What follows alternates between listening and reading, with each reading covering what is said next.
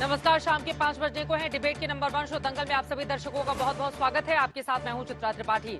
आज भी डिबेट का मुद्दा यही है। दिल्ली में शराब घोटाला मामले को लेकर आम आदमी पार्टी और भारतीय जनता पार्टी दोनों एक दूसरे पर काफी ज्यादा आक्रामक हैं। संजय सिंह राज्यसभा के सांसद आपके जब से बाहर निकले हैं तब से लेकर अब तक लगातार भारतीय जनता पार्टी पर वो हमलावर हैं, चुन चुन कर निशाना साध रहे हैं। आज तक से खास बातचीत में भी उन्होंने तमाम दलीलें अपने पक्ष में दी, ये कहते हुए कि भारतीय जनता पार्टी ने जिनके गवाहों को आधार बनाकर हमें फंसाने की कोशिश की, दरअसल उन लोगों ने बीजेपी को पैसे दिए थे। जबकि दूसरी तरफ से बीजेपी की ओर से पलटवार किया जा रहा है। कहा जा रहा है कि संजय सिंह को कोर्ट ने जमानत दी है, कोई रिहाई नहीं दी, ना ही बाइज्जत बरी कर दिया। उसके बावजूद कोर्ट के नियमों का उल्लंघन उनकी ओर से किया जा रहा है। शराब घोटाला हुआ है। बीजेपी बार बार ये आरोप लगा रही है और कह रही है कि कोर्ट ये तय करेगा कि कौन सच्चा है कौन झूठा। दोनों ही तरफ से आरोप प्रत्यारोप का दौर जारी है। लेकिन इन सबके बीच सबसे बड़ा सवाल है, सच कब सामने आएगा।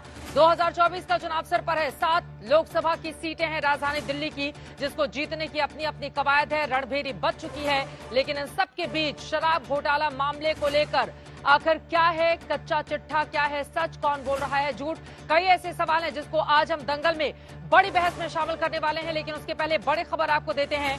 भारतीय जनता पार्टी की ओर से आम आदमी पार्टी पर जबरदस्त हमला किया गया है। आपको बताते चले, एक तरफ संजय सिंह प्रेस कॉन्फ्रेंस करके बीजेपी को घेरते हैं, तो वहीं दूसरी तरफ बीजेपी की ओर से हमला करते हुए कहा गया है संजय सिंह बेल ऑर्डर का कर रहे हैं उल्लंघन।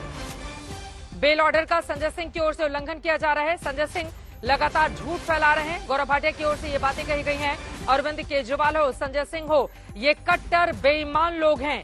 कोर्ट की बात न मानना इनके डीएनए में है। भारतीय जनता पार्टी की ओर से ये आरोप लगाते हुए जबरदस्त तरीके से हमला किया गया है।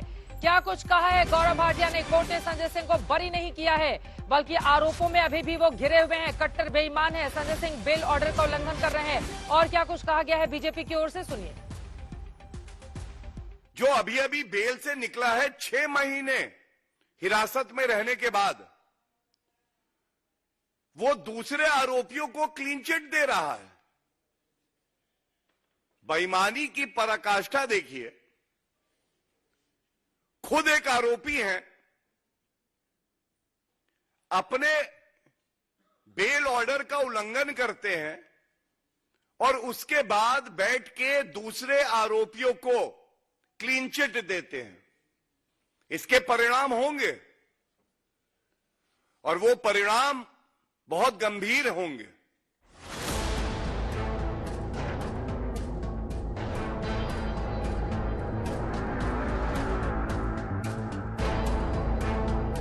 चुनावी मौसम में शराब घोटाले पर सियासत के 3 रंग दिखे।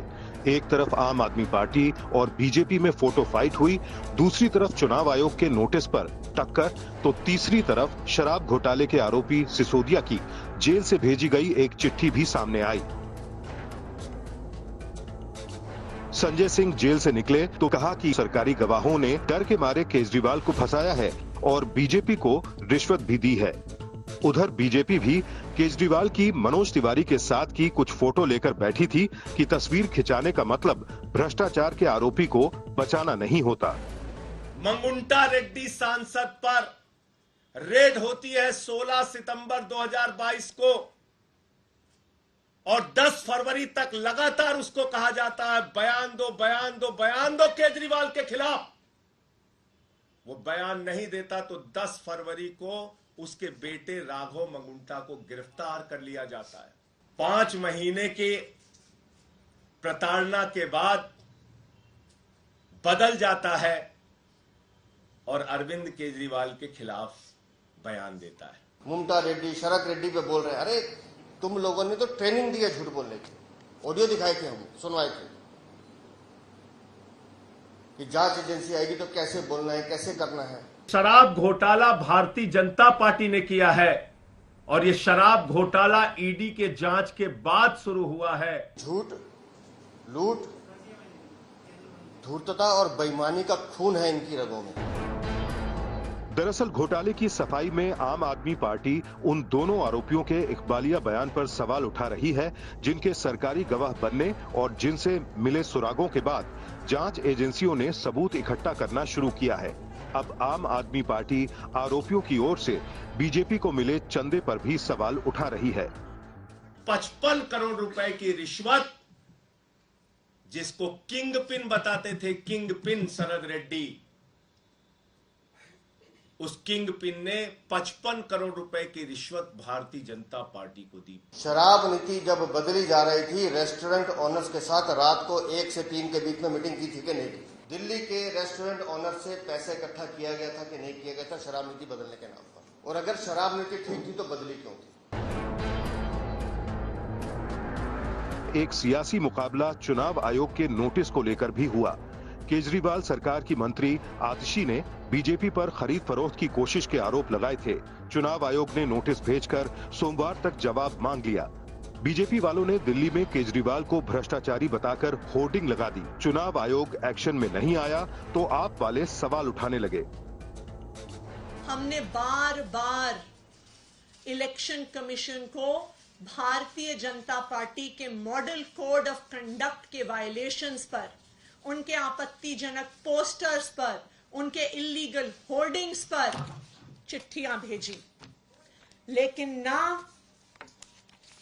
29 मार्च को, ना 1 अप्रैल को और ना आज इलेक्शन कमीशन ने भारतीय जनता पार्टी को कोई नोटिस नहीं भेजा।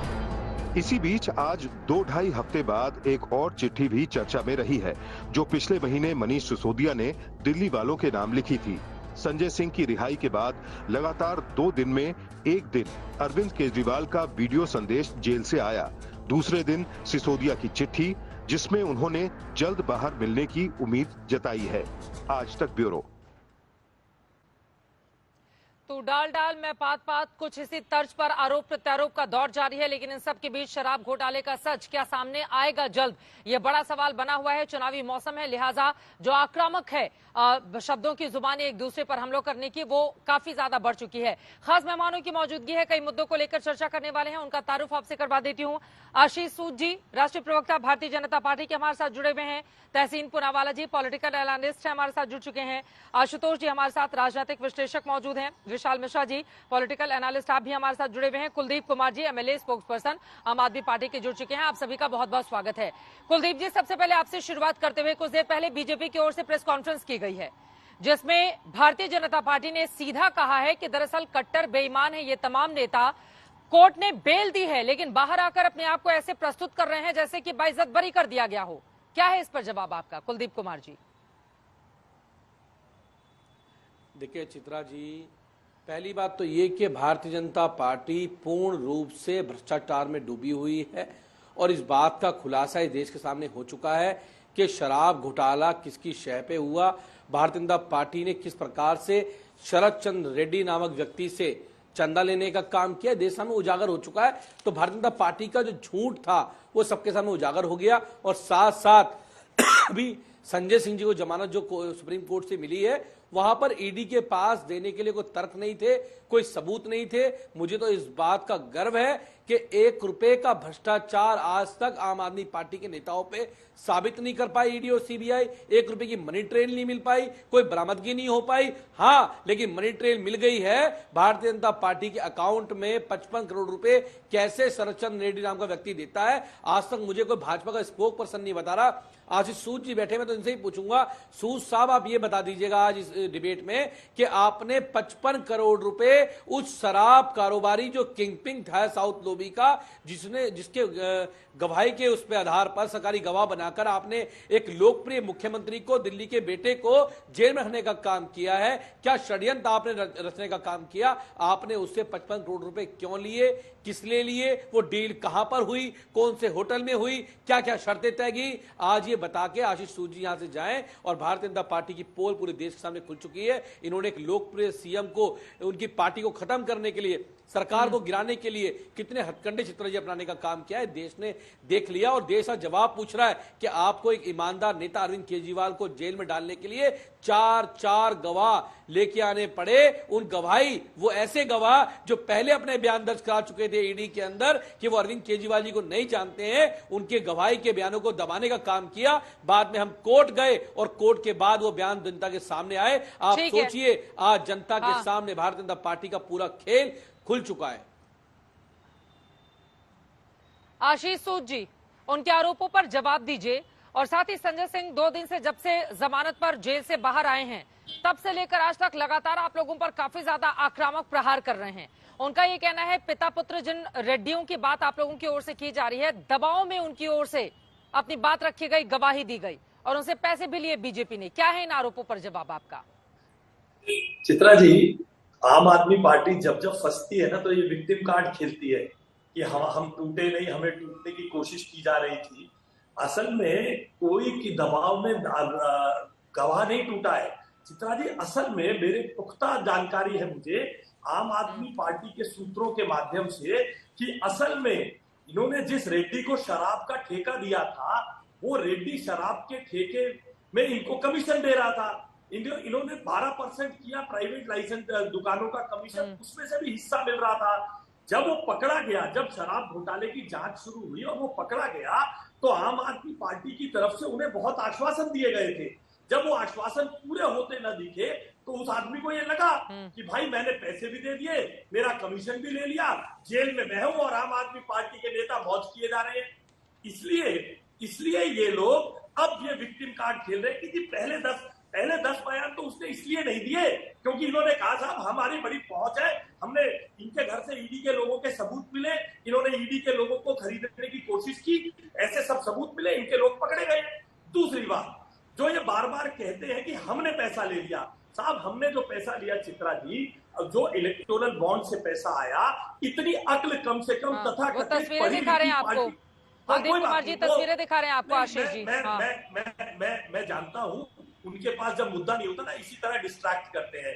इनको पढ़ी लिखी पार्टी कहते हैं, इतनी अकल होनी चाहिए कि जो इलेक्टोरल बॉन्ड से पैसा आता है वो हमारी बैलेंस शीट में दिखता है।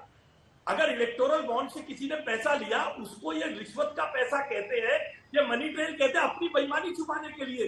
गोवा की गली गली में आज आम आदमी पार्टी के जिन लोगों को इन्होंने हवाला के माध्यम से पैसे दिए थे उनके खिलाफ जांच हो रही है। सुप्रीम कोर्ट को कहना पड़ा 338 करोड़ का प्रीमा फेसिया मनी ट्रेल दिखता है।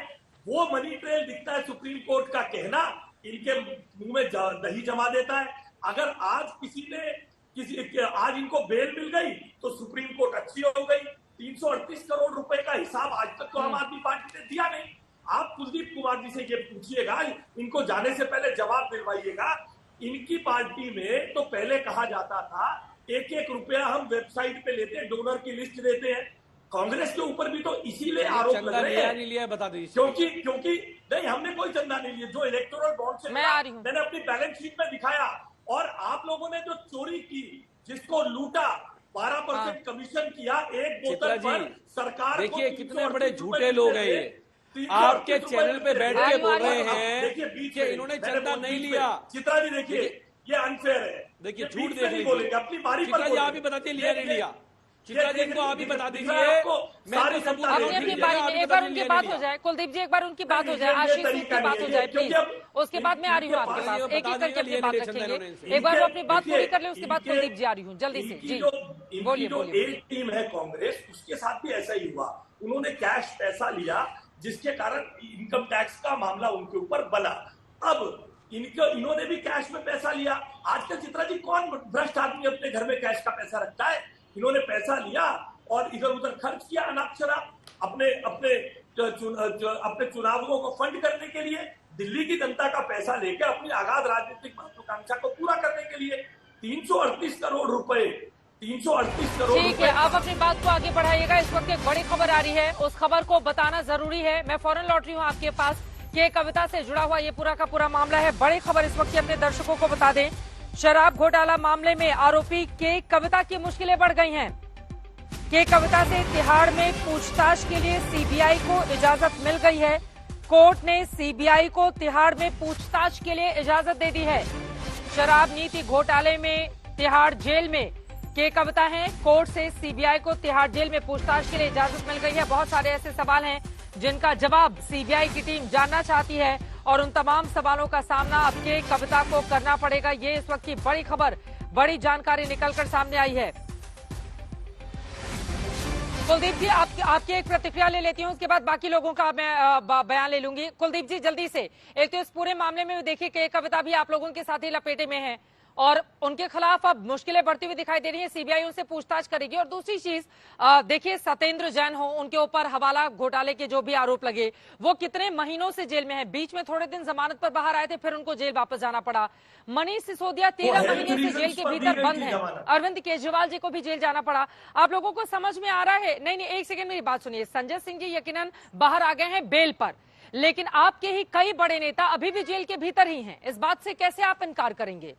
तो कोर्ट बार बार अगर ये देख रहा है, जांच रहा है, तो आपके नेताओं को राहत क्यों नहीं दे रहा है कुलदीप जी? ये भी तो बड़ा सवाल है ना। चित्रा जी देखिए, वो भी सब बाहर आएंगे, समय लगेगा, सब बाहर आएंगे। दूध का दूध, पानी का पानी होगा। एक में हो चुका है, संजय सिंह जी के खेल में, उस केस में हो चुका है कि दूध का पानी का पानी हुआ।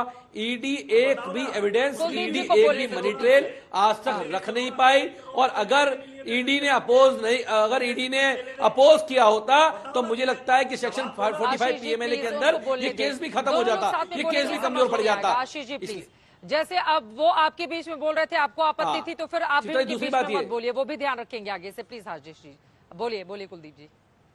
चित्रा जी इन्होंने कहा इलेक्ट्रॉन बॉन्ड के अंदर हमने चंदा नहीं लिया। अभी आपके चैनल पे कहा 55 करोड़ रुपए का चंदा लिया है। मैं नहीं कह रहा हूं, ये एसबीआई ने जो डेटा सुप्रीम कोर्ट को दिया है वो बैलेंस शीट कह रही है। और वो चंदा ऐसा नहीं होता इलेक्ट्रॉन बॉन्ड का, पहले भाजपा के बाद जाता है, बाद में चेक होता है, उसके बाद कैश होता है। इन्होंने कैश कराया एक शराब कारोबारी से, एक शराब के व्यापारी से, एक किंगपिन से, एक मुख्यमंत्री को फंसाने के लिए इतना षड्यंत्र, एक लोकप्रिय मुख्यमंत्री को खत्म करने के लिए इतना षड्यंत्र देश के अंदर रचा गया। अगर इसकी ईमानदारी से जांच हो गई, भारतीय जनता पार्टी के बड़े से बड़े नेता इसके अंदर जेल के अंदर होंगे कि इन्होंने कैसे एक देश के लोकप्रिय मुख्यमंत्री को फंसाने के लिए षड्यंत्र रचने का काम किया, क्या प्लानिंग करने का काम किया। चित्रा जी देश ने इसको देखने का काम किया। और दूसरी बात, इन्होंने एक ये बोल रहे हैं, ठीक है, ये मुझे एक बात बता दें, क्या रिकवरी आज तक हुई, क्या पैसा मिला? इन्होंने पैसा नहीं दिया। 6 करोड़ रुपए भाजपा के एमएलए के घर पे मिले, वो नोटों के ऊपर सोता था।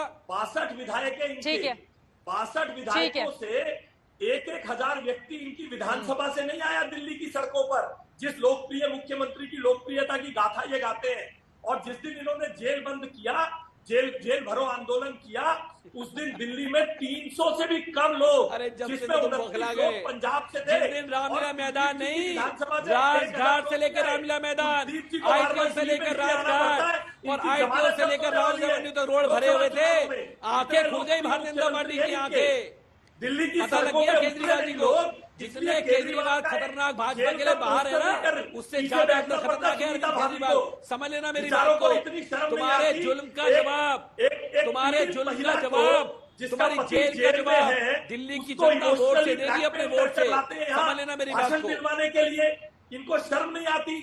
62 विधायकों से 62,000 लोग नहीं उतरे दिल्ली की सड़कों पर। ज्यादा तू में नहीं पड़ेंगे, बाकी मेहमानों को भी लेकर आते हैं, चर्चा में शामिल कराते हैं। सबसे पहले तहसीन पूनावाला जी आपके पास आते हैं। कितने लोग आए थे जमीन पे? अब पूरे मामले में कोर्ट पूरे मामले को देख रहा है, जांच लगातार जारी है। जब जांच पूरी होगी तभी तो सच सामने आएगा।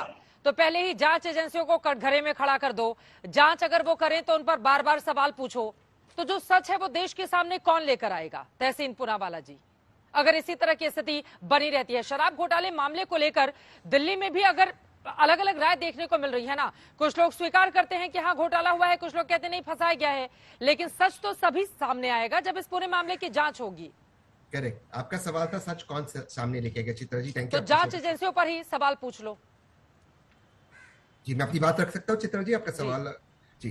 तो आपका जो सवाल था कि कौन सच सामने ले आएगा, बोलिए प्लीज। जी थैंक यू चित्रा जी। आप जैसे पत्रकार ले आएंगे जो एक्चुअली अच्छी जर्नलिज्म करते हैं और सबको मौका देते अपनी बात रखने का। एक आशीष भाई ने कहा कि हमारी बैलेंस शीट में कुछ रिफ्लेक्ट होगा, उसका मतलब थोड़ी ना हमने चोरी किया। चित्रा जी आपके दर्शकों को मैं एक हाइपोथेटिकल सिचुएशन समझाता हूँ। मेरी बैलेंस शीट में मैं अपने बैंक से 500 रुपया 5,000 रुपया निकलता हूँ, बैंक से विड्रॉ करता हूँ मेरी बैलेंस शीट में, वहां से आके मैं किसी को रिश्वत देता हूँ। क्या वो रिश्वत नहीं, क्या वो क्रिमिनल एक्टिविटी नहीं? क्योंकि या मुझे किसी ने रिश्वत दी और मैंने अपने बैंक में डाल दी और अपने बैलेंस शीट में रिफ्लेक्ट की, तो क्या वो क्रिमिनल एक्टिविटी नहीं है? ये कौन सी नई परिभाषा आईपीसी की लिखी जा रही है कि क्योंकि आपको पैसे बैलेंस शीट में रिफ्लेक्ट होते हैं, ब्राइब का पैसा नहीं। ब्राइब का पैसा अक्सर वाइट के पैसे से दिया जाता है। दूसरी बात जो आपके प्रवक्ता ने कहा और उनके विधायक ने कुलदीप जी ने कहा बिल्कुल सही है। एक पी शरद चंद्र रेड्डी की चिट्ठी पी शरद चंद्र रेड्डी 3 बार कहते हैं मैं माननीय मुख्यमंत्री को पहचानता ही नहीं, 3 उनका बयान आता है। उसके बाद एक जादू हो जाता है, 10 नवंबर को अरेस्ट हो जाते हैं। अरेस्ट होने के बाद और जादू हो जाता है, 15 नवंबर को भाजपा को 5 करोड़ देते हैं। 5 करोड़ देने के बाद ईडी और एक चीज करती, ईडी उनको अक्यूज से अप्रूवर बना देती। चित्रा जी, पहला सवाल, भैया अगर ईडी ने कहा कि ये मनी लॉन्ड्रर है तो मनी लॉन्ड्रर से भाजपा पैसे क्यों ले रही थी? पैसे लेने के बाद ये अप्रूवर कैसे बन जाता है? अप्रूवर बनने के बाद भाजपा को दूसरे 45 करोड़ रुपए मिलते हैं। जो दूसरा व्यक्ति है राघव भाई 6 बार कहते हैं मैं मुख्यमंत्री को पहचानता ही नहीं हूं, मेरा उनसे कोई लेना देना नहीं। वो चिट्ठी को ईडी कोर्ट में नहीं लाती, उनके पिताजी को अरेस्ट करती, पिताजी को टॉर्चर करती। उसके बाद 7वीं चिट्ठी में कहता है क्या मैं मुख्यमंत्री को पहचानता हूं तो मुख्यमंत्री को आप अरेस्ट करते हो। कोर्ट के अंदर ईडी कहती है हमारे पास 1 रुपए का ट्रेल नहीं है। ये वर्बैटम में इंडिया टुडे को कोट कर रहा हूं। यहां पर आके कहती 300 करोड़ का ट्रेल एस्टैब्लिश हो गया। भैया 300 करोड़ का ट्रेल एस्टैब्लिश हो गया तो किसने लिया पैसे? बताइए। 300 करोड़ रुपए में से आज मैं चुनौती देता हूं 30,000 रुपए बताइए किसको मिला? आपके पास है नहीं। वहां पे राजू जी कहते हैं कोर्ट के अंदर नहीं पैसे हमें पता है लेकिन पैसे कुछ मिल नहीं रहे इसलिए हम ढूंढ रहे। मिल नहीं रहे तो अब मुख्यमंत्री को जब मिले तब आप बुलाकर पूछे भैया ये पैसे कहां से है? आज तक 1 रुपए का मनी ट्रेल एस्टैब्लिश नहीं हुआ। फिर लास्ट सवाल, तो मनीष सिसोदिया बाहर, मैंने आपके शो पे तब भी कहा संजय सिंह और मनीष सिसोदिया आएंगे, 1-1.25 साल लगेगा। The process is the punishment. आज से 1 साल पहले डीके शिव कुमार जेल में थे, उसके बाद सारे केसेस उन पर रद्द हुए। 1 साल व्यक्ति का बर्बाद हुआ। मैं तो उल्टा ये कहता हूं कि संजय सिंह जी को ईडी को कोर्ट ले जाना चाहिए और इस तरह के अफसरों को एक चीज ईडी अगर आज तक देख रही याद रखना चाहिए, उनकी वफादारी देश के संविधान की तरफ है, ना कि किसी पॉलिटिकल पार्टी की तरफ, चाहे वो कांग्रेस हो, बीजेपी हो, आप हो। ये यंग अफसर है, अच्छे अफसर है, आईपीएस IRS है। इस तरह की हरकतें को शोभा नहीं देती। आशीष जी जल्दी से आप जवाब दे दीजिए, उसके बाद आशुतोष जी और विशाल मिश्रा जी में आ रही है आपके पास। ठीक है सर। तहसीन भाई कह रहे हैं कि आपके प्रवक्ता ठीक कह रहे हैं। थोड़े दिन पहले दिल्ली प्रदेश कांग्रेस कमेटी के लेटर हेड पर अजय माकन जी, जो आज इनके कोषाध्यक्ष हैं, उन्होंने लिखित दिल्ली पुलिस को शिकायत दी थी। तब तहसीन भाई सही थे और तब कांग्रेस सही थी और आम आदमी पार्टी सही है। इस दोहरे चरित्र का मेरे पास कोई जवाब नहीं है। इस प्रकार के चरित्र एकदम ही बदल जाता है। कल तक ये भ्रष्ट थे, आज क्योंकि इनके साथ आ गए, अब ये वॉशिंग मशीन सारा दिन करते रहते हैं। तहसीन भाई के पास और इनकी पार्टी के पास कौन सी वॉशिंग मशीन है, इनसे पूछिएगा। और क्या ये सच नहीं है? अब ये कहते हैं कि ठीक है, 1 मिनट बात पूरी हो जाने दीजिए, मैं दूंगा। ये जिस शरद चंद्र रेड्डी के केसेस की बात कर रहे हैं, कंपनी की बात कर रहे हैं के कविता के साथ, क्या ये सच नहीं है? उसमें से 65% हिस्सा संजय सिंह के कहने के मुताबिक ही महिंद्रा इंडो स्पिरिट्स को दिलवाया गया था। क्या ये सच नहीं है? ये तो इस प्रकार की बातें कर रहे हैं। अरे साहब, मैं इसका जवाब दे देता हूं, इसका भी जवाब दे देता हूं। सुनिए, जवाब दीजिएगा ना, अपनी बारी पर दीजिएगा, आने दीजिए। और संजय सिंह का जो कर्मचारी सर्वेश, जिसको वो कहते थे गांव से लेकर आया हूं, मेरे यहाँ अस्पताल का काम करता है, और वो उस कंपनी में 20% का हिस्सेदार हो जाता है। उसके कॉल डिटेल रिकॉर्ड और दिनेश अरोड़ा के कॉल डिटेल रिकॉर्ड, एक लाइन में जवाब दे देता। ये सब इनको ठीक नहीं लगेगा, क्योंकि ये दोनों ही तरफ से पॉलिटिकल पार्टियों की ओर से बार बार कुछ लोगों के नाम लेकर एक दूसरे पर आरोप लगाए जा रहे हैं, लेकिन जब तक सही तरीके से जांच नहीं होगी सच सामने कैसे आएगा, ये बड़ा सवाल। आशुतोष जी, मैं फौरन आ रही हूँ। विशाल जी भी बहुत देर से जुड़े हुए हैं, लेकिन इसके पहले मल्लिकार्जुन खड़गे, कांग्रेस पार्टी के अध्यक्ष की ओर से चुनाव के किस तरह से बीजेपी पर हमला किया गया है और भ्रष्टाचार के मुद्दे को लेकर प्रधानमंत्री नरेंद्र मोदी इंडिया गठबंधन को कैसे घेर रहे हैं, दोनों नेताओं को सुन लेते हैं, उसके बाद चर्चा में आगे बढ़ेंगे। आज क्या हो रहा है? विपक्षी नेताओं को जेल में बंद किया जा रहा है। चुनाव में सबको समान अवसर नहीं है और कई मुकदमे एक के ऊपर एक, छोटी छोटी, और हमारे पार्टी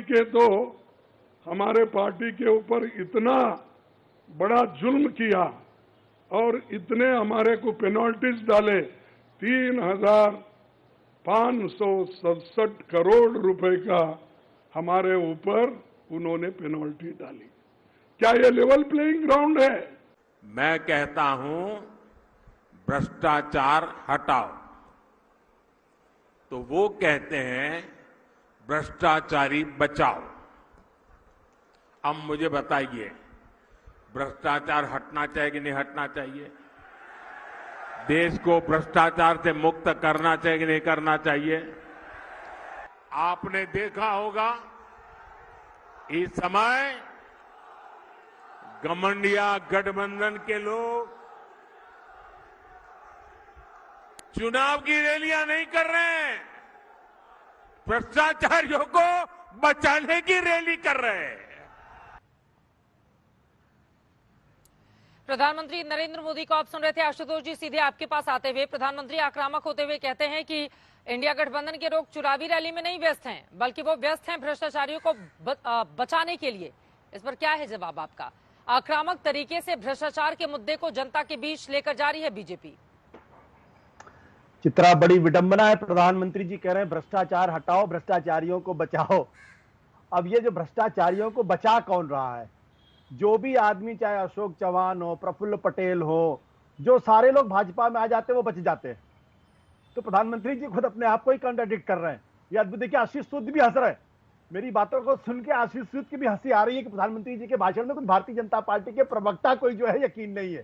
तो ये जो अजीबोगरीब स्थिति पैदा हो गई पिछले दिनों, जिस तरीके से इंडियन एक्सप्रेस ने जो रिपोर्ट, आशीष जी आप तो बड़े सभ्य आदमी है, थोड़ा बोलने दीजिए मुझे।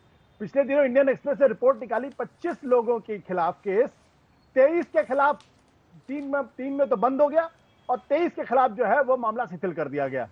तो भ्रष्टाचारियों को बचा कौन रहा है, ये तो प्रधानमंत्री जी के अपने भाषण से ही स्पष्ट हो गया। इसमें कोई दो राय है ही नहीं अभी। और इसीलिए आशीष सूद जी हंस रहे थे। मुझे बड़ा अच्छा लगा जब उसे कम से कम थोड़ी ईमानदारी दिखाई। क्यों हंस रहा था? रुक जाइए, अरे रुक जाइए, अरे रुक जाइए महाराज, जरा आप अरे रुक जाइए, गलत तरफ मत अरे बोलिए। रुक जाइए, मैं इसलिए हंस रहा था, ये लोग जब आपकी पसंद की अरे पार्टी आपकी में नौकरी नहीं रहते जाने वाली। हैं तो आपको बड़े अच्छे शब्द लगते हैं, ये बड़े अच्छे लगते हैं। बीजेपी में आते ही भ्रष्ट लगने लग जाते हैं आपको। कमाल की बात है। ये आपकी पसंद की पार्टी में होते हैं तो बहुत मास लीडर होते हैं, तब बीजेपी इनको विक्टिमाइज करती है। बीजेपी में आते हैं तो भ्रष्ट हो जाते हैं। चित्रा जी देखिए, आशीष मेरी बात पर आशीष जी को सतत स्वाभाविक आशुतोष जी को बोल लेने देते हैं, बोलिए। तो सतत स्वाभाविक हंसी आ गई, फिर उनका रियलाइज उनसे गलती हो गई, ये पॉलिटिकल मिस्टेक उनसे हो गया, फिर उन्होंने अपने सेंटेंस में ये कहा था जी। कोई चिंता नहीं, मैं अपनी बात को कह लेता हूं। महत्वपूर्ण सवाल क्या है? महत्वपूर्ण सवाल ये, किसी के ऊपर आरोप लगाइए, उसके बाद उसको जेल में डाल दीजिए और पीएमएलए कानून के तहत उसको बंद कर दीजिए। पीएमएलए कानून के तहत आदमी को वैसे भी बेल नहीं मिलने वाली। ये बड़ा ऐतिहासिक मामला है, क्योंकि जिस तरीके से संजय सिंह के मामले में सुप्रीम कोर्ट ने एनफोर्समेंट डायरेक्टरेट की लाज बचाई है। सुप्रीम कोर्ट ने वर्चुअली कह दिया था कि हम इनको बेल दे रहे हैं। अगर हमने बेल दे दी तो इस केस के ऊपर बहुत बुरा असर पड़ने वाला है। डर के मारे एनफोर्समेंट डायरेक्टरेट को लगा उनकी तो चोरी पकड़ी गई कोर्ट के अंदर, लिहाजा कोर्ट ने कहा कि ठीक, अपने क्लाइंट से पूछ के आइए। सवाल इसी बात को लेकर यह है कि ये कौन सा कानून इस देश के अंदर भारतीय जनता पार्टी की सरकार लाना चाहती है कि जो लोग बेल पर भी हैं उनको अभी से आप अपराधी घोषित कर रहे हैं। अरे इस देश के अंदर बेल पर तो देश के गृह मंत्री भी थे लंबे समय तक, वो तो जेल में भी थे लंबे समय तक, वो तो तड़ीपार घोषित हो गए थे। तो क्या देश ने उनको अपराधी माना? नहीं माना ना। सुप्रीम कोर्ट से या कोर्ट से उनको बरी हुए ना बाइज्जत। तो आप इस देश के अंदर ये कहना चाहते हैं हर आदमी जिसको बेल, अरे मैं भी लंबे समय तक बेल पर था, आशीष सूद भी पॉलिटिकल एक्टिविस्ट, ये भी लंबे समय तक बेल में थे, तो क्या आशीष सूद अपराधी है क्या? मैं नहीं मानता, मैं तो मानता बड़ा अच्छे आदमी है, हम तो इनको अच्छी तरीके से जानते। तो प्रश्न इसी बात को लेकर ये, राजनीति में एक दूसरे के ऊपर आरोप लगाइए, लेकिन ये जो नई परंपरा शुरू हो गई, किसी को भी अपराधी घोषित कर देना, किसी को गाली बक देना, मुझे लगता है ये बंद होनी चाहिए। एक दूसरे के प्रति सम्मान होना चाहिए, और एक दूसरे के प्रति सम्मान नहीं होगा। लेकिन एक बात और मैं कह देता हूं, जिस तरीके से एजेंसीज काम कर रही हैं, आज तक कांग्रेस पार्टी इमरजेंसी लगाने पर इंदिरा गांधी को डिफेंड नहीं कर पाई है। आज से 25 साल के बाद भारतीय जनता पार्टी के लोग जो इस वक्त का शासन है इसको डिफेंड नहीं कर पाएंगे, और इनकी जो हालत होगी डिफेंड करते समय बिल्कुल वही होगी जैसे कांग्रेसियों के इमरजेंसी के समय में को लेकर होती है। चित्रा जी, मैं जवाब दे। मुझे लगता है कि इस पर जरा विशाल मिश्रा जी की टिप्पणी ले लेती हूँ। आशीष जी, उसके बाद आ रही हूँ आपके पास। बहुत देर से, आधे घंटे हो चुके हैं वो बैठे हुए हैं। अब वो कह रहे हैं कि बहुत मुश्किल हो जाएगी आगे आने वाले दिनों में। विशाल मिश्रा जी, बीजेपी के नेताओं को डिफेंड, ठीक है 10 सेकंड बोल लीजिए, बोलिए 10 सेकंड। देखिए, अभी आशुतोष जी पीएमएलए कानून के बारे में टिप्पणी कर रहे थे, जैसे पीएमएलए कानून बहुत गलत कानून है। आशुतोष जी तो ज्ञाता आदमी है, इन्हें पता पीएमएलए कानून बना कब, चिदम्बरम जी ने पार्लियामेंट में रखा। प्रॉब्लम केवल इतनी है, 2004 से 2014 के बीच में 10 सालों में केवल 3,500 करोड़ रुपए रिकवर हुए थे। आज उस कानून की इंप्लीमेंटेशन से 3500 से ज्यादा केस में 1,10,000 करोड़ रुपए रिकवर हुए हैं, जो गरीब जनता की सड़क का, उसके पुल का, उसकी नाली का, उसके एयरपोर्ट का, उसके रेलवे ब्रिज का, उसके रेलवे के बेहतरी का था। जब ये भ्रष्टाचारी पकड़े जाएंगे, क्या ये सच नहीं है? पार्थ चैटर्जी के कमरे से नोट मिले, आज हमें ये कहा जाए एजेंसियां, मतलब लोगों के घर में तो सेफ में नोट मिलते हैं, पार्थ चैटर्जी के घर में नोट मिले, ऐसे लोगों को गिरफ्तार करने पे कहा जाता है कि ऐसे लोगों को गिरफ्तार करने ठीक पे है। कहा अब जाता है विशाल मिश्रा जी ठीक है, वो बहुत देर से जुड़े हुए हैं। विशाल मिश्रा जी की टिप्पणी। ठीक है विशाल मिश्रा जी, क्या इस तरह के दाग को छुड़ा पाना बीजेपी के लिए मुश्किल होगा? जो लग रहे हैं कि बार बार मल्लिकार्जुन खड़गे ने भी कहा है कि विपक्षी दलों के नेताओं को चुन चुनकर कैसे जेल में डाला जा रहा है। जी चित्रा जी, अभी मैंने सुना कि खड़गे जी कह रहे थे कि चुनाव में समान अवसर नहीं मिल रहा है, अभी आपके स्क्रीन पर आया। मैं अपनी बात कहूं उससे पहले मैं सुन रहा था, आम आदमी पार्टी के भी सम्मानित प्रवक्ता को सुन रहा था और आशुतोष जी को भी सुना और तहसीन जी को भी सुना, और जिस तरीके से यहाँ पे बातें रखी गई तो, और जिस तरीके से बेल पर आने के बाद प्रेस कॉन्फ्रेंस हो रही है संजय सिंह जी की, या बात कही जा रही है, तो चित्रा जी इस पर 2 लाइन कहना चाहूंगा, उसके बाद अपनी बात कहूंगा कि मैं तुम पर हर बार भरोसा करता हूं। ये जनता कह रही है कि मैं तुम पर हर बार भरोसा करता हूं। इतना सच्चा झूठ है तुम्हारा। तो अब ये बताइए, अभी यहां पर बात हो रही है कि आशुतोष जी कह रहे थे कि बेल दी गई है, ठीक है, लेकिन ये जब परसों जब कोर्ट में डिस्कशन चल रहा था तब क्या कहा गया था, शायद उस स्टेटमेंट को इन्होंने नहीं पढ़ा चर्चा के दौरान, जो न्यायपालिका में बात चल रही थी। उसमें एएसजी ने साफ कहा था कि जो संजय सिंह जी का जो केस है for arrest still stand, supreme court has not interfered with it, high court has only been released, he has been only released on bail based on concession given by ED. तो पहली बात तो मान्यवर concession दिया गया है, और उसके नीचे भी था कि ये मेरिट पर नहीं था।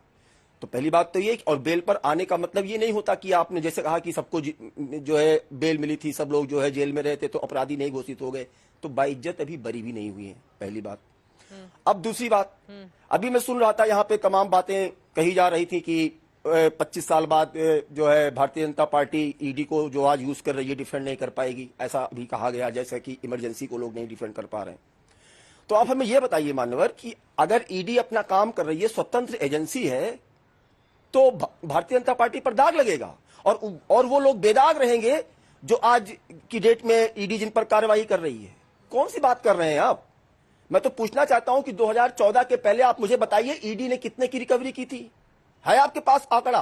35 लाख रुपए की रिकवरी की थी, और 2014 से लेके 2024 चुनाव आ रहा है, कितने की रिकवरी हुई है मान्यवर? 2200 करोड़ की रिकवरी हुई है। किसका पैसा था? आम आदमी का पैसा था। आम जनता के पैसों से जो है कमाया गया था। कहीं पर वॉशिंग मशीन में पैसा मिल रहा है, कहीं पर किसी के बाथरूम में पैसा मिल रहा है, नोटों के घेर हम लोगों ने देखे हैं, बाकायदा आप लोगों ने रिपोर्टिंग की है। तो ये बताइए मुझे किसी सांसद के घर में 300 करोड़ रुपए जो है 300 करोड़ रुपए निकल रहे, मशीनों पर मशीनें लगी हैं। तो क्या चाहते हैं कि उन सभी भ्रष्टाचारियों पर कार्रवाई ना हो? और भारतीय जनता पार्टी कार्रवाई कर रही है, जब प्रधानमंत्री नरेंद्र मोदी जी बार बार ये बात कह रहे हैं, आज से नहीं चित्रा जी, भ्रष्टाचार के खिलाफ जीरो टॉलरेंस। उसी ईडी ने जिसको लेकर इतने सारे सवाल पूछे जा रहे हैं, उसी ईडी ने 300 करोड़ रुपए बरामद किए, उसी ईडी ने वॉशिंग मशीन से करोड़ों रुपए बरामद किए। ठीक है, बोलिए विशाल जी, बोलिए। Chitra ji please the second.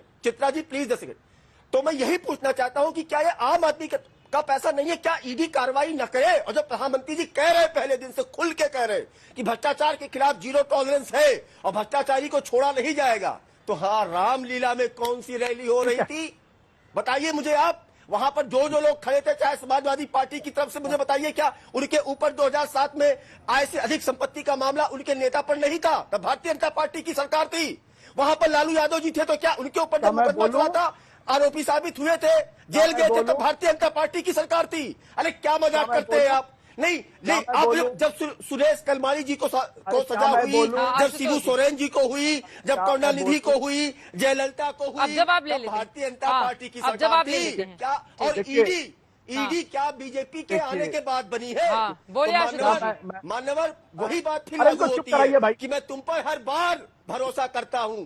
इतना सच्चा झूठ है तुम्हारा, क्यों इतना झूठ बोलते हैं मान्यवर? बेल मिली है, बाइज्जत बरी नहीं हुए हैं, जांच होने दीजिए, प्रत्यक्षम के प्रमाण। जवाब ले लेते हैं विशाल जी, जवाब ले लेते हैं, आप जवाब पासवर्ड नहीं बताया जा रहा है, प्लीज पासवर्ड बताइए ना, प्लीज विशाल जी, पासवर्ड बताइए। वो चुप ही नहीं हो रहे, मैं क्या कर सकती हूँ? प्लीज उनका ऑडियो डाउन कर दिया जाए। बोलिए आशुतोष जी, जवाब दीजिए। चलिए, अरे ऑडियो डाउन हो गया इनका, चलिए अच्छा है। विशाल मिश्रा जी सबका नाम लिया, बंगारू लक्ष्मण का नाम नहीं लिया। कैमरे पे पकड़े गए, भारतीय जनता पार्टी के अध्यक्ष थे। दिलीप सिंह जूदेव का नाम नहीं लिया, जो कैमरे पे पकड़े गए, जिन्होंने कहा कि खुदा की कसम पैसा खुदा तो नहीं, लेकिन खुदा से कम भी नहीं। उनका भी नाम ले लेते आप। उनका नाम लेने में तकलीफ क्या होती है? ईडी पूछ रही है, दिक्कत उनका नाम भी लेते हो, नाम विशाल जी आप सब बनिए, सब बनिए। मैंने आपको टोका नहीं, प्लीज। आप पढ़े लिखे आदमी है, प्रोफेसर है, सब बनिए। तो विशाल जी सवाल ये होता है, जब आप सेलेक्टिव तरीके से बोलने लगते तब प्रॉब्लम होती है। हिंदुस्तान के इतिहास में पहली बार ऐसा हुआ जब किसी राष्ट्रीय पार्टी का राष्ट्रीय अध्यक्ष कैमरे पर पैसा लेते पकड़ा गया। कैमरे पर पहली बार ऐसा हुआ जब एक कैबिनेट मिनिस्टर, वो भी भारतीय जनता पार्टी का था, कैमरे पर पैसा लेते पकड़ा गया। क्या ये शर्मनाक बात नहीं है? क्या इसके आधार पर कह दिया जाए कि पूरी की पूरी भारतीय जनता पार्टी भ्रष्टाचारियों की पार्टी है? क्या बात करते हैं आप? सवाल इसी बात को लेकर है। आज भी एनफोर्समेंट डायरेक्टरेट में बहुत ही ईमानदार अफसर हैं, लेकिन उनके शीर्ष पर कुछ ऐसे अफसर बैठे हुए हैं जो सिर्फ और सिर्फ विपक्ष के नेताओं को पकड़ रहे हैं। तो क्या भारतीय जनता पार्टी के अंदर जब अशोक चौहान आते हैं तो ईमानदार हो जाते हैं? कल अगर राहुल गांधी अगर भारतीय जनता पार्टी में आ जाएंगे, अरविंद केजरीवाल आ जाएंगे, क्या वो भी ईमानदार हो जाएंगे आपकी नजर में? क्या बात करते हैं आप? 95% विपक्ष के खिलाफ हो रहा है। और एक बात बता दूं आपको, ये सारे लोग आज से 25 साल के बाद जो आज भारतीय जनता पार्टी के एनफोर्समेंट डायरेक्टरेट को डिफेंड कर रहे हैं, अपना चेहरा छुपाते फिरेंगे, उनको कोई पूछने वाला नहीं होगा। जैसे आज इमरजेंसी को डिफेंड करने वाले लोग अपना मुंह छिपाते फिरते हैं। अरे आपसे जो सवाल पूछा गया आशुतोष जी, उस पर भी तो जवाब दे दीजिए। ये जो 300 करोड़ रुपए कांग्रेस पार्टी के सांसद के घर से बरामद हुए हैं, वो पैसे क्यों रखे गए थे?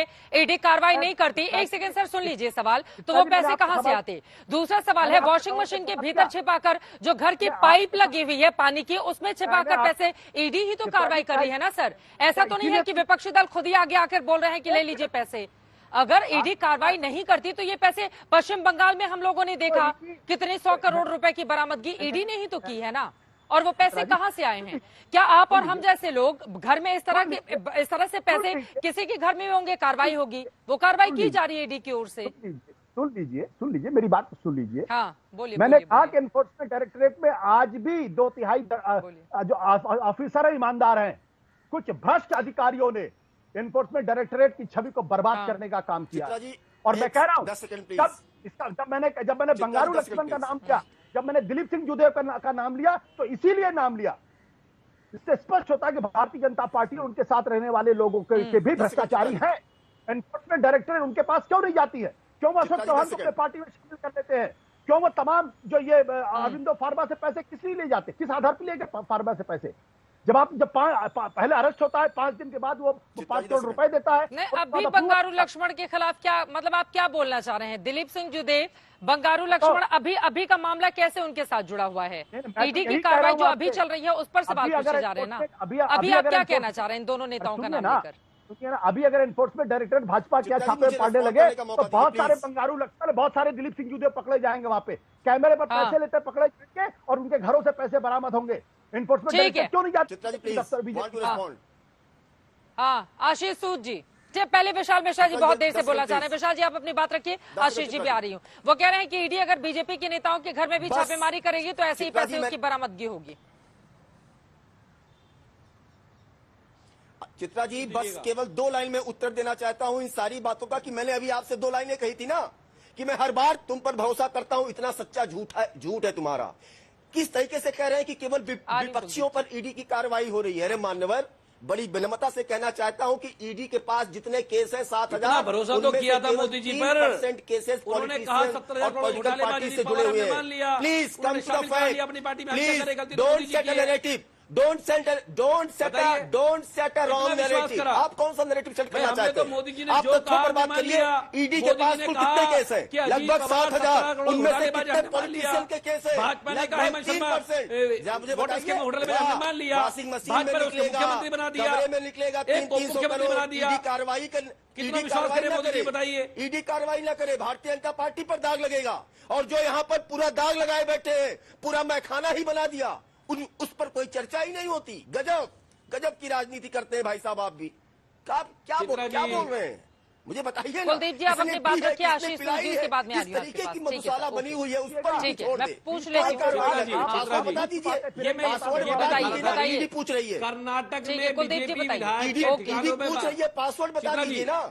कर्नाटक में बीजेपी विधायकों के ठिकानों पर छापेमारी, आप 8 सुन करोड़ लेते। रुपए कैश मिला, 40 करोड़ रुपए रिश्वत लेते पकड़ा गया। ये कौन था जो नोटों की गड्डी पे लेटता था, सोता था? ये कौन था?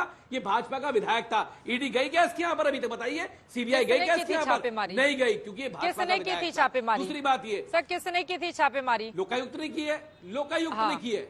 अभी तो आशुतोष जी कह रहे थे कि बीजेपी के ऊपर छापेमारी होती नहीं रही है। आप एग्जाम्पल देके कह रहे हैं कर्नाटका में ईडी की टीम जाके छापेमारी कर रही है बीजेपी के विधायकों के ऊपर। क्या है मतलब समझ नहीं आ रहा है। चित्रा जी, लोकायुक्त ने छापेमारी की है, 8 करोड़ रुपए बरामद हुए, लेकिन ईडी ने केस दर्ज नहीं किया। ईडी ने नहीं सोचा मनी ट्रेल कहां से बनेगा, इसकी मनी कहां से आई होगी, पैसा कहां से गया होगा, कैसे ब्लैक से व्हाइट हुआ होगा। ईडी को मतलब नहीं था। आज जो इस देश के अंदर चल रहा है, ईडी के माध्यम से चंदा लो, धंधा दो, और जो चंदा ना दे उसे जेल में भेज दो, जो अगर बीजेपी में शामिल ना हो उसको जेल में भेज दो। आज ये चल रहा है देश के अंदर। तो कांग्रेस की सरकार है, बोलिए सरकार से कि जांच करे पूरे मामले, क्या जाएगा सच सामने। चित्रा जी, कौन सरकार? इतने गंभीर आरोप आशीष जी लगाए हैं कुलदीप जी ने आप लोगों के ऊपर। चित्रा जी, ये तो इनके आरोपों का क्या जवाब? अरे अभी की बात, अभी कर्नाटका में विधानसभा की बात। हाँ, चित्रा जी, मैं जवाब दे। इनके आरोपों का क्या जवाब देना है? इनके आरोपों का क्या जवाब देना है? ये तो शीला दीक्षित जी पे। अरे आप मुझे इसमें जवाब दे दो बस। अरे आप तो मुझे इसमें जवाब दे दो, मैं मान जाऊंगा। आपको जवाब दे दो। ये अरुण जेटली जी पे आरोप लगाते, बोलो, आप इसमें जवाब दे दो बस। अरे छोड़ो ना, सब पे आरोप लगाते हैं। क्या ये आरोप है? क्या ये आरोप है? इस प्रकार का देखो चित्रा जी बैठी हैं, आप इतने बड़े जेल पे बैठे हो। जब हम एक दूसरे के बीच में बोलते हैं तो तू में बहुत सारे असल मुद्दे होते हैं जो गौड़ हो जाते हैं, पीछे रह जाते हैं। वक्त हमें इतने की इजाजत देता है। आप तमाम मेहमानों का बहुत धन्यवाद हमारे साथ चर्चा में शामिल होने के लिए। लेकिन सबसे बड़ा सवाल, भ्रष्टाचार क्या इस बार के चुनाव में बड़ा मुद्दा बनेगा? और अगर वो बड़ा मुद्दा बनेगा तो फिर प्रधानमंत्री नरेंद्र मोदी इंडिया गठबंधन को लेकर जो बातें बार बार कहते हैं, क्या उनका ज्यादा दम दिखेगा, या फिर विपक्ष की ओर से जो आरोप लगाए जा रहे हैं वो कमाल कर जाएगा? इस पर लगातार बनी रहेगी आज तक की नजर। इसी के साथ त्रिवेंद्रम से मुझे दीजिए इजाजत। देश और दुनिया की तमाम खबरों के लिए आप देखते रहिए आज तक।